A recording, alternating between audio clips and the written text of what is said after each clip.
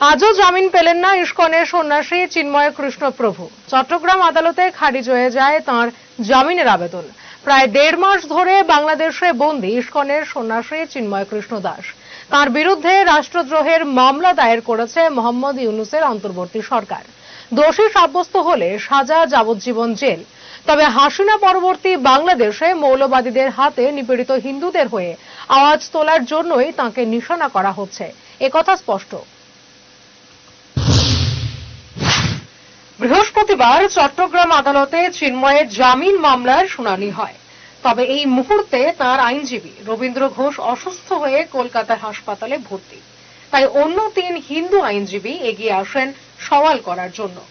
তবে আদালত তাঁদের যুক্তি মেনে নেয়নি। রাষ্ট্রদ্রোহের মামলায় সবুজ সংকেত দিয়ে চিন্ময় প্রভু জামিন খারিজ করে দেন বিচারক। ফলে তাঁকে জেলেই থাকতে হবে। এই প্রসঙ্গে কলকাতা ইস্কনের ভাইস প্রেসিডেন্ট রাধারমন দাস বলেন, আমরা আশায় ছিলাম, এদিনের রায় খুবই হতাশাজনক। গত 25শে নভেম্বর বিকালে ইস্কনের সন্ন্যাসীকে ঢাকার বিমানবন্দর এলাকা থেকে গ্রেপ্তার করে ঢাকা মহানগর গোয়েন্দা পুলিশ। 26 তারিখ চট্টগ্রামের আদালতে তোলা হয় তাঁকে, আনা হয় রাষ্ট্রদ্রোহ মামলা।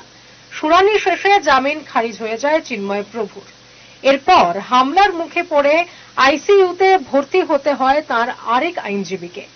এই গ্রেপ্তারি নিয়ে বাংলাদেশে প্রতিবাদের ঝড় তোলেন হিন্দুরা। কড়া বার্তা দেয় ভারতও, কিন্তু তাতে কোনো লাভ হয়নি। প্রায় 1.5 মাস হয়ে গেলেও গারদের পেছনেই রয়েছেন চিন্ময় প্রভু। গত 3রা ডিসেম্বর চট্টগ্রাম আদালতে তাঁর শুনানি ছিল, কিন্তু প্রাণ ভয়ে 51 জন আইনজীবী দলের কেউই চিন্ময়ের হয়ে আদালতে সওয়াল করতে আসেননি। ফলে পিছিয়ে যায় জামিন মামলার শুনানি। পরবর্তী শুনানির দিন ঠিক হয় 2রা জানুয়ারি। এর মাঝেই হিন্দু সন্ন্যাসীকে জেলবন্দি করে রাখতে নানা ফন্দি আঁটে মোহাম্মদ ইউনূসের অন্তর্বর্তী সরকার।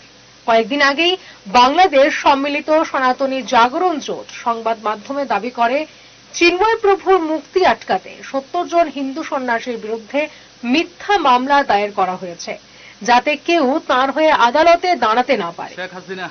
উল্লেখ্য, চিন্ময় কাণ্ডে বাংলাদেশ ও ভারতের সম্পর্ক যে আরো খাদের দিকে এগিয়ে যাচ্ছে তা স্পষ্ট। Bureau report, headlines Tripura national.